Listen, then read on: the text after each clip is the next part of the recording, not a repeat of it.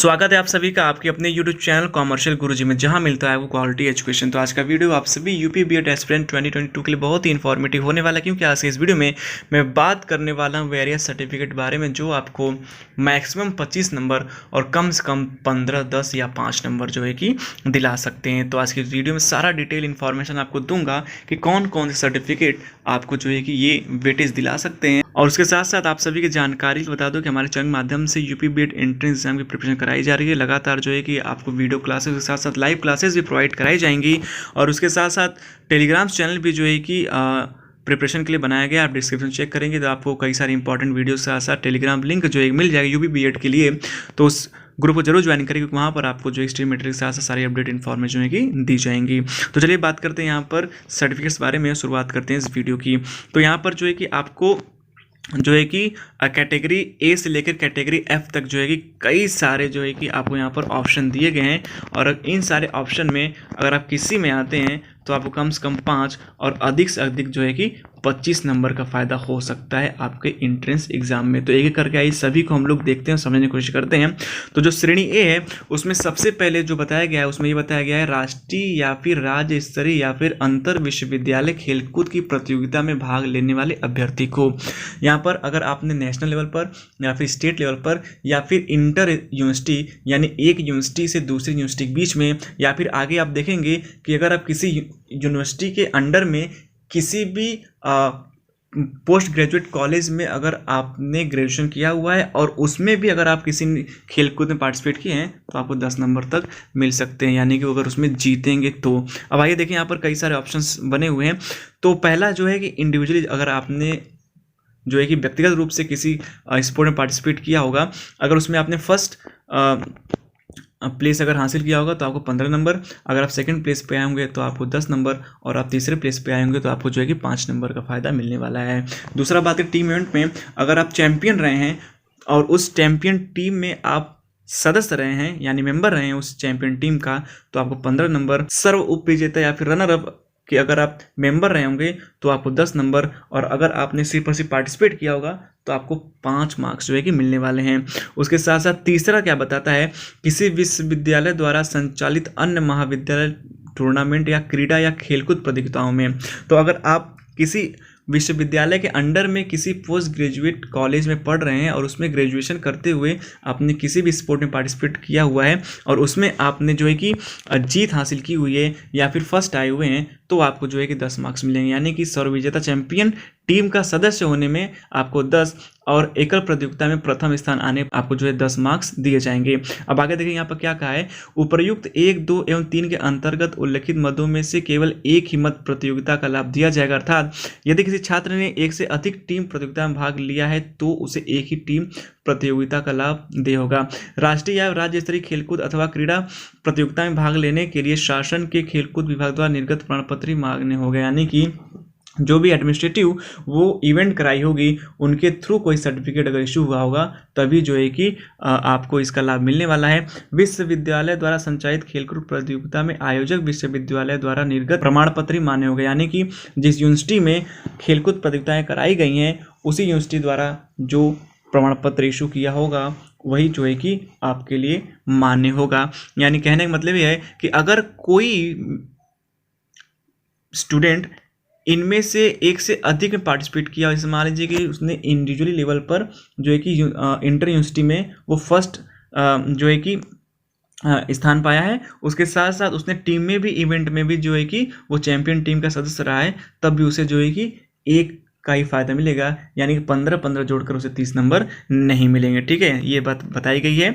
उसके साथ साथ आइए चलिए हम लोग कैटेगरी बी देख लेते हैं। नेशनल कैडेट कोड एवं राष्ट्रीय सेवा योजना के अभ्यर्थी, यानी जो एनसीसी और एनएसएस वाले हैं उनके लिए जो है कि यहाँ पर वेटेज बताया गया है। तो एनसीसी प्रमाण पत्र पाने वाले पुरुष अभ्यर्थी तथा G2 प्रमाण पत्र पाने वाली महिला अभ्यर्थी को 15 मार्क्स मिलेगा। नेशनल कैडेट कोड यानी एनसीसी में बी प्रमाण पत्र पाने वाले पुरुष अभ्यर्थी तथा G1 प्रमाण पत्र पाने वाली महिला अभ्यर्थी को 10 मार्क्स मिलेंगे। राष्ट्रीय सेवा योजना यानी एनएसएस के अंतर्गत 240 घंटे की सेवा या 2 विशेष शिविर में भाग लेने वाले अभ्यर्थी को 15 मार्क्स मिलेंगे। एनएसएस के अंतर्गत 240 घंटे की सेवा या फिर एक विशेष शिविर में भाग लेने वाले अभ्यर्थी को 10 मार्क्स जो है कि दिए जाएंगे। ठीक है, आगे बढ़ते हैं। एनएसएस में 240 घंटे सेवा देने वाले अभ्यर्थी को 5 मार्क्स का फायदा मिलेगा। स्काउट गाइड या रोवर रेंजर्स में राष्ट्रीय पुरस्कार अगर प्राप्त किए होंगे तो 15 मार्क्स मिलेगा। स्काउट गाइड या फिर राज्यपाल पुरस्कार प्राप्त तथा रोवर रेंजर्स निपुण अभ्यर्थी को जो है कि 10 मार्क्स मिलेंगे। स्काउट गाइड्स गुरुपद अथवा रोवर्स रेंजर्स तृतीय सोपान में प्रवीण प्रशिक्षण प्राप्त करने वाले अभ्यर्थी को जो है कि 5 मार्क्स अलॉट किए जाएंगे। अब ध्यान ये दीजिए, उपर्युक्त 1 में से 8 के अंतर्गत आइटम में केवल एक ही मत का लाभ होगा। अगर आपने इन 8 में से अगर 2-3 में पार्टिसिपेट किया होगा तो आपको जो फायदा सिर्फ एक कैटेगरी का ही मिलने वाला है। ठीक है, किसी भी आइटम के लिए प्रोविजनल प्रमाण पत्र मान्य नहीं होगा। किसी भी आइटम के लिए मतलब ये जो 1 से 8 दिया है उसमें प्रोविजनल प्रमाण पत्र नहीं, सर्टिफिकेट ही जो है कि मान्य होंगे।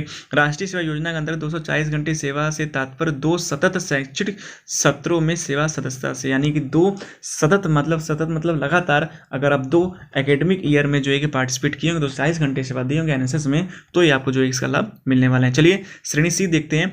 तो श्रेणी सी में जो स्वतंत्रता संग्राम सेनानी के आश्रितों को आरक्षण, तो जो स्वतंत्रता संग्राम सेनानी के आश्रित होंगे उनको जो है कि 15 नंबर जो है कि लाभ दिया जाएगा।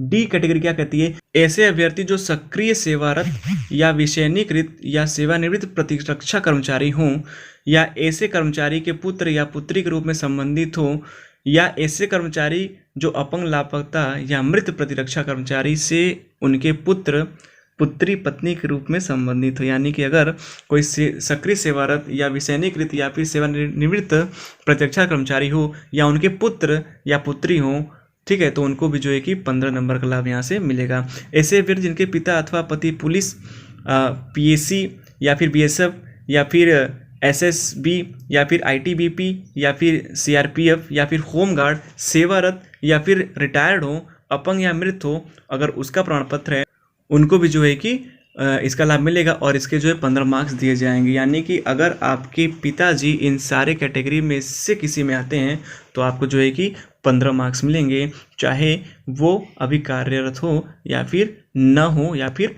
मृत हो गए हो। ठीक है। ऐसी महिला अभ्यर्थी जो विधवा, तलाकशुदा या परित्यक्त हो, यानी कि कोई ऐसी महिला है जो कि बीएड के लिए अप्लाई करने जा रही हैं और वो विधवा हो या फिर तलाकशुदा हो या फिर उनको जो है कि त्याग दिया गया हो, उनको जो है 15 मार्क्स का जो है वेटेज यहाँ से दिया जाएगा। लेकिन उसके लिए उनको जो है कि कोर्ट से एक प्रमाण पत्र जो है कि बनवाना होगा।